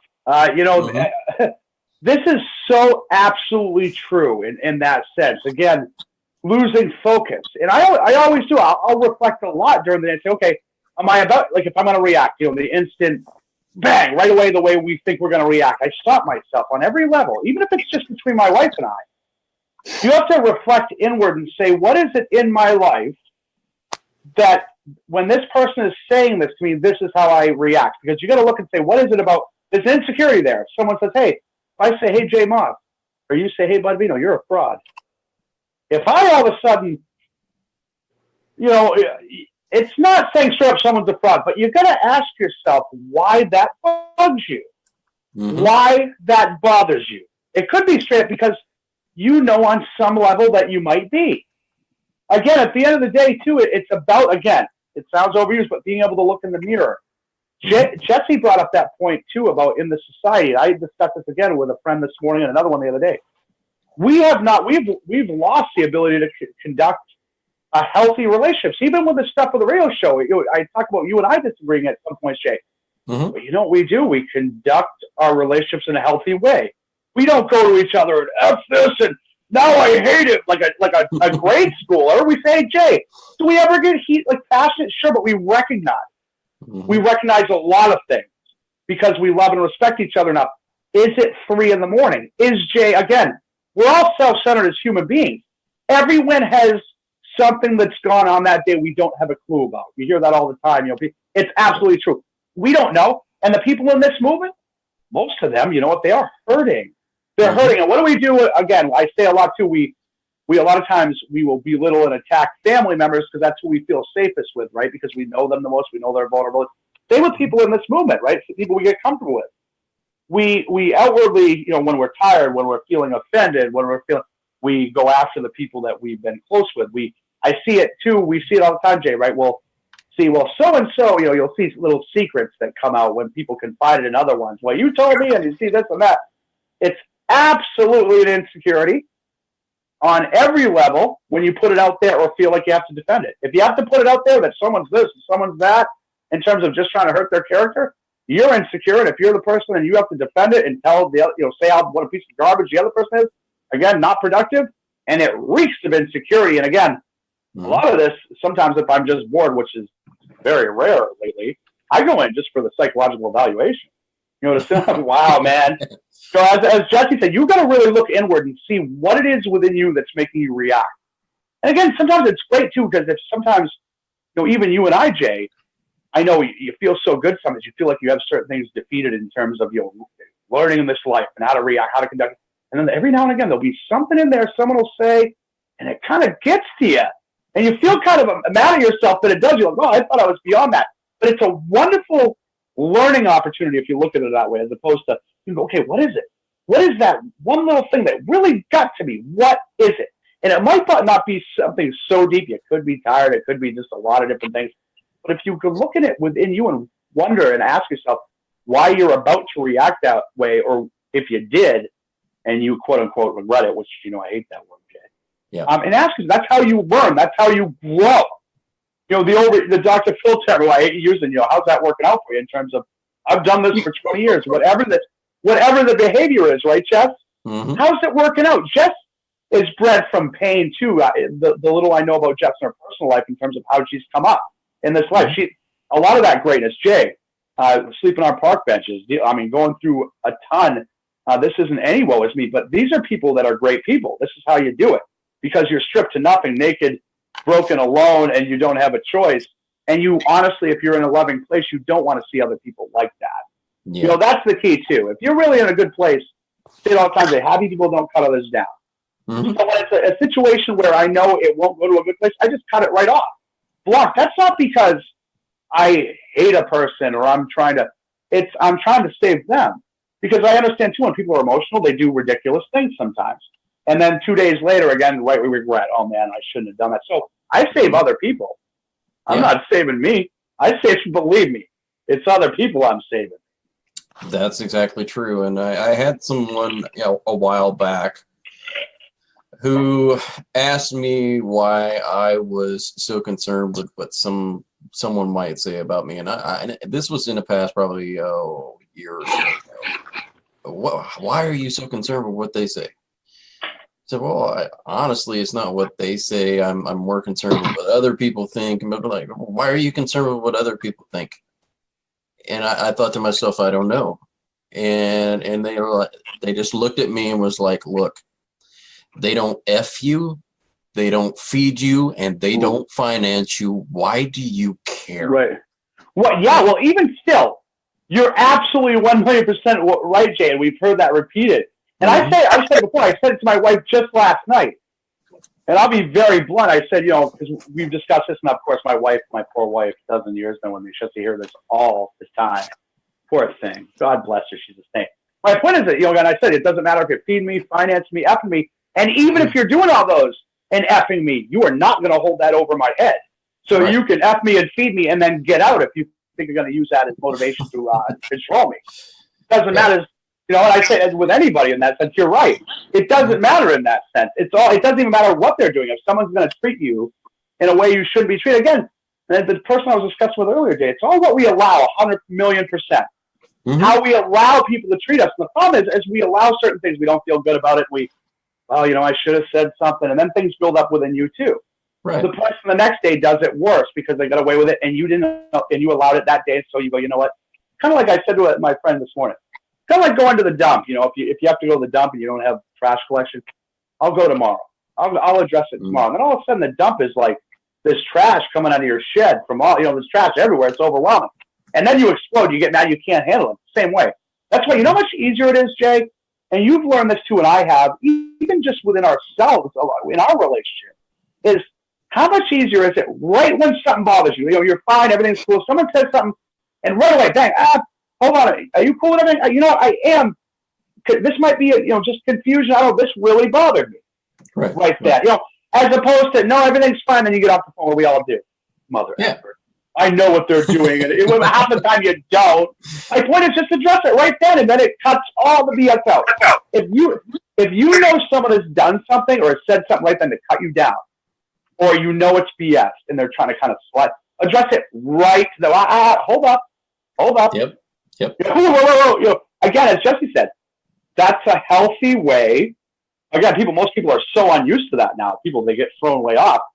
That's how you do it. You don't shit talk. You don't, get off the phone and start bitching to your wife like a little girl. No, I never. There's never anyone in my life now that I'm upset with that doesn't know it before anyone else in the world.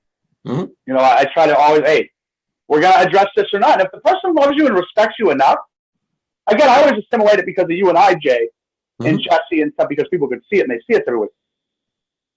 If Jay disagreed with me, I think it'd just be over. You think, no, we conduct those things in a healthy way. We figure it out because of that respect and how much respect we have for ourselves as well.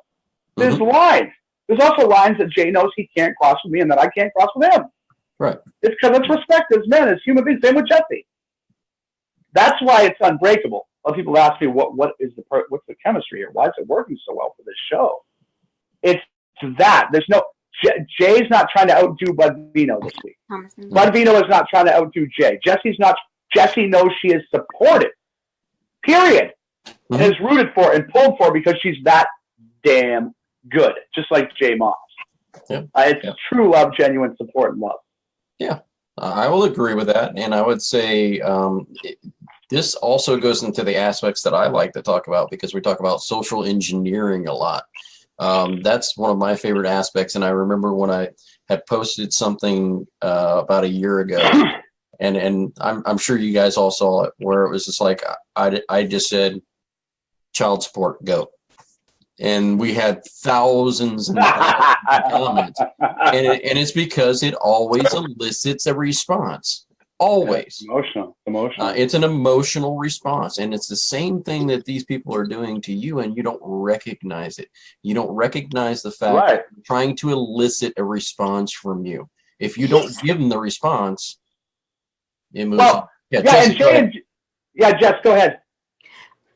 So I think more than an emotional response for me, it has a factual response. Right. I know what this system is doing. Right. I know that this system, our government, our everyone from our president to our vice president to our in Florida, our great Pam Bondi, who's our attorney general, to our wonderful governor, Rick Scott, who I love so very much. She had to have dinner next week, probably. Yeah.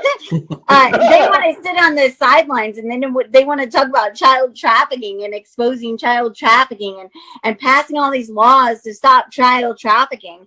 Well, then stop the Department of Revenue child support enforcement and the federal incentive that's attached to Title 40 funding. Because if you stop that, I will give you a plaque, because you will stop the largest United States child trafficking system that exists. That's it. Yeah, well, Title 4E as well with the CPS and yes. And with the CPS systems, for every dollar that they spend, they make $3. So they're even more of an incentive size system. I mean, you're talking about 300% interest. That's crazy. That is insane. So I challenge whatever federal, U.S. senator or congressman who's ever out there, that we're president of the United States, President Donald Trump, if you want to jump in here and help us out, I challenge you to dismantle the system and to truly break down the largest child trafficking system that exists in our country today. Absolutely. Absolutely. Jay, before we cruise into it, listen, I see the time here. We'll cruise into shout-outs, I'm sure, soon. I want to make 2 points. Number one, if Jessie is ever, if she's ever about to speak, right, and she says your name and she stresses the vowels in your name, you're screwed. If Jessie really stresses, this is not going to be a good thing. We love that. Number two, guys, you see this meme all the time. It made me think of all this. People out there, very simply, it is possible, Jay and Jessie, right? Isn't it? To disagree with someone, right? And then just move on with your life. Yep. Everyone's going to disagree. You are never going to get everyone to agree with you, and that's a wonderful thing. That's how we learn. A lot of times we're so closed off too, guys. Nope, I'm right. If you just shut up for a minute, again, I say that Bud Veno said, shut up. Yeah, I do listen a lot more than I let on. But again, if you can shut up and actually, doesn't mean you have to agree with someone, but wow, am I just trying to prove that I'm right? No matter what, am I just trying to prove that I'm the smarter person? They're going to respect me. I'm going to prove to them that I'm right. You're doing it wrong. You're doing it wrong. You're never going to change somebody's opinion, and I believe it was P.T. Barnum that said you can please some of the people some of the time, but you cannot please all of the people all of the time. And you're going to ask yourself point blank, straight up, why are you even trying to please anyone? You live the right way. And if you are, you're not being true to yourself. Right. That's just passive communication. Right. And it's not conflict resolution. Nope. Exactly. Sorry to head shrink, but. Hey, no, I love it. Same here. I throw a lot of that stuff out. A little too, kind of exactly what you said, Jess. And I think collectively, again, it's experiences, and Jessie's just a plethora of information. I call myself a plethora of useless information a lot of the time. Jesse's actually a plethora of actual usable and useful information. No. I had a conversation with one of my counselors today. She's just great, awesome. But I told her, I said, I have a whole bunch of useless information in my brain. I don't know why. I can't remember what I cooked my kids for dinner 2 days ago. But for some reason, I can remember this weird shit. That's why she's tremendous on the radio. And every single time, I'll just say people at the inside, kind of little joke. Every time now, because we've had a couple of crock pot meals since that show, I think of Jessie now. Every time I put a crock pot meal in, I think of her, yeah, you're eating it too, whatever. And so, but my wife was making something, again, my office door. The bottom of it's kind of a big space, and I think she does it to mess with me, because every time, the same time when I'm doing a show, and it wafts in, and I'll go up during the breaks and I'll see her and me. Do you want to play it? I'm like, well, I can't really inhale it on the show. So if you see me later in the show going on and off the screen every now and again, and you think I'm really busy, wow, he's really important, he's doing all this important stuff behind the scenes. Sometimes I'm just eating some fries. That's awesome. So I know that we're getting towards our famed horrible time of the broadcast, where we have to say our shout outs, because it's getting towards the show. So we're getting close to that point in time with the show. But I want to say a big thank you to all of those who are on the board of directors. You've dealt with us and our quirkiness for so long, and we love you. We appreciate you. But also, we want to give a big shout out to all of those people who are out there in different groups. We would love to have you be a part of that and to help with that in any way possible. So definitely let us know if you're interested, and we would definitely make sure that anybody who represents your group on the show definitely is not involved in the drama and is goal oriented and goal function to end this family court and CPS, DCF atrocities that are going on out there, and bring children home to good, fit parents. If you are in it for that, we want to be a part of that, and we would love to have a representative take place and also be on our board of directors. So big shout out to that. Definitely let us know. Send us a note at the Far From Normal Radio Show at gmail.com. We are going to be putting more and more of our videos out there on YouTube as well. So look for that coming up. If you are looking out there on YouTube, I believe it is on the Far From Normal Radio Show on Yahoo.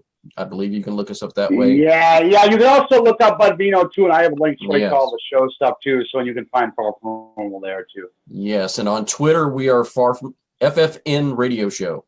So you can see us on on Twitter as well. Did you guys see the march that took place in, I think it was Melbourne, Australia, maybe? Did you guys see that? I thought I did. I thought I saw something about that, Jeff. It was a great march. They had a great turnout, so a big shout out to them, too. Yeah, I love our Aussies down under, and absolutely love our one resident Aussie from Colorado there, Laura. You're awesome. Awesome lady who has been in touch with us greatly. So Laura is an amazing person. Definitely coming up here, I'm going to go ahead and get into the time for our famed shout outs. So Mr. Bud Veno, now I don't have the recognition, so you're going to get a surprise. You're going to get a surprise on the cutoff here. Good. I'm excited about that. I'm always in for surprises. Yo, Jay, Money Moss, March 6th. We're down to the depressing time, the last 10 minutes or so of the show. give a shout out, first of all, to our guest, Dr. Tori. You're going to hear from me again. That's both a blessing and a curse, so be careful what you wish for. You say good. Love you. Thanks for coming on. It was awesome, empowering, informative, wonderful. Thank you to her. Thank you, as always, to my brother from another mother, J. Money Moss, who's always nothing but net money. Jessie Weiner, we love you. She's incredible. Better and better and better and better. And she's going to keep getting better. Thanks to both of you. Love you guys. A few people quickly. To my brother, Kevin Moran out there. Love you, brother. And Kathy. Again, I say to my brothers out there who I'm loyal to and loyal to me, you don't believe me, test me. And we test each other. We love each other. Love you, brother, and to the family. Brother Sean McAndrew, brother John Mondu, who said good luck before the show. He and his wife, Heather, love you guys. The support, known these people a combined 100 years. No word of a lie. Everybody out there, to my littlest bestest buddy, Mason, I love you, pal. To my biggest bestest buddy, who actually was messaging me as the show was going on. Wow. Never thought I'd be able to say that, right, guys? To my wife, I love you. Thanks for putting up with me, baby. I love you so much till death. Even in death, we won't part. To everybody out there, the hurting parents, chins up. It's not over until you say it's over. And I mean that literally. It is not over until you say it's over. Americans for Equal Shared Parenting, Mark Ludwig, everybody out there, all the organizations, groups, as Jay said, doing positive things. We love you. We're behind you. We got your back. Far from normal, baby. Again, one last time. It ain't over. So you say it's over. Oh, and he got the whip. All right. Oh, yeah, you know me. A little freaky. That's all right. Good. All right. So Jessie Weiner. So I think in more instances than not, I always forget to thank my husband, because this is a tireless fight, and I spend so many hours away from him doing this, whether it's I'm on the road traveling or, doing the show, or, just countless hours in the community. And I want you to understand, honey, I love you so much. I do. And to all of our viewers and to Bud and Jay, I really love you guys. And, can't thank you enough for bringing me into this movement. To our guests each and every week, and to every father that's out there fighting, I'm behind you 100%. Awesome. Whoa. You got the parrot. All right. What is that? That's the parrot. She got the parrot. I love it. The parrot and the whip. Good little something different tonight. Jay's feeling a little frisky. A parrot and a whip. That's all right. We know the mood Jay's in. We don't really, but I guess figure it out. Whatever you want it to be. Feathers and whips, Jay. Go ahead. Hey, it might be one of those things where you have to talk me out of being Frank the Tank and streaking in the quad. Yeah, exactly. Wait a minute. Is that Jay running down the street? Get him in the car, Jessie. Get him in the car. Shut up. Get him in the car. Awesome. So I want to definitely thank Dr. Tori J for being on tonight. And I want to say this right. Dr. Tori J. Evans Barton. That's her full name. Amazing with the Fatherless Generation Foundation. She was a great guest on our first hour. I want to definitely thank my FFN fam, missing -1 tonight, but he will be back, and Peter will be back, and he will be rested and ready to go.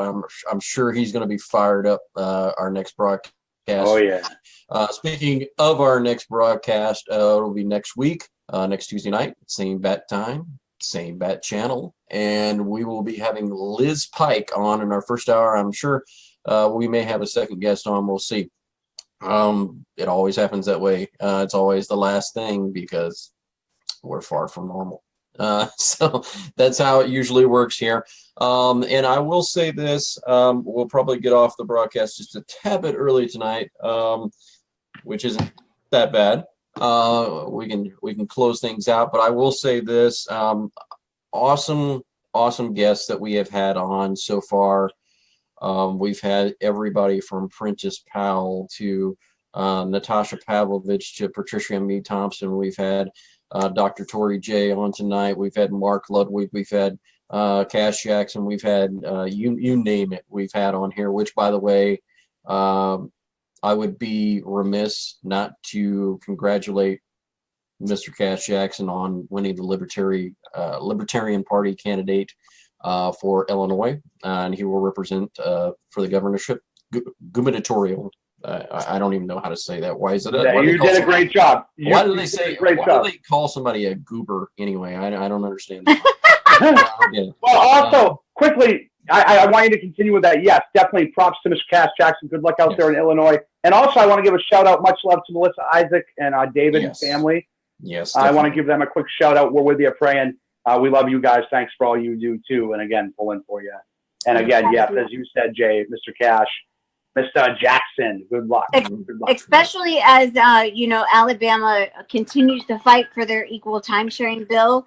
Kenneth Paschal and Melissa Isaac. They are diligently and adamantly fighting. And just it doesn't matter the barrier that gets put in their way. They just continue to fight. We keep rolling right over it. Exactly. Melissa is my true hero. I have to admit, she's my true hero. She's amazing.